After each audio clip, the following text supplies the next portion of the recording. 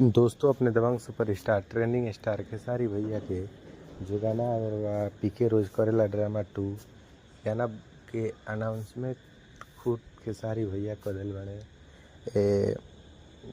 प्रिया सोनी के साथ ये गाना करी है एंड रानी एक्ट्रेस के साथ है। और ये गाना लाइव सॉन्ग लेखा रहे जैसे पहले आवत रहा वैसे नहीं ये भी गाना बा। और गाना एकदम धाकड़ एंड बवाल गाना बा, कुछ हट के एंड मिजाजी गाना बा। और अपने खेसारी भैया ट्रेंडिंग स्टार गईले बने गाना के और डुएट के लिए शिल्पी राज रानी एक्ट्रेस बाड़ी और वायरल गर्ल प्रिया सोनी भी बाड़ी। और गाना के लिखले बड़े अपन कृष्णा बेदर्दी जी, जो कि नींबू खरबूजा मतलब जाए करी जटू बहुत हिट गाना दे दिए।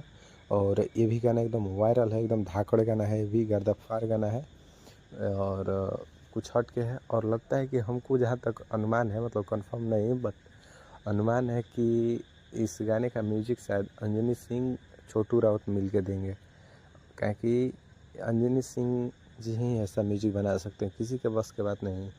और गाना एकदम धाकड़ एंड बवाल गाना है, बहुत जल्द आ रहा है आपका और हमारे बीच में। और मतलब मान लीजिए कि खेसारी भी अभी फिल्म की शूटिंग में बिजी है, इसलिए गाना थोड़ा रुका हुआ है और बहुत जल्द यह गाना आएगा और आपके और हमारे बीच में रानी एक्ट्रेस और प्रिया सोनी के साथ।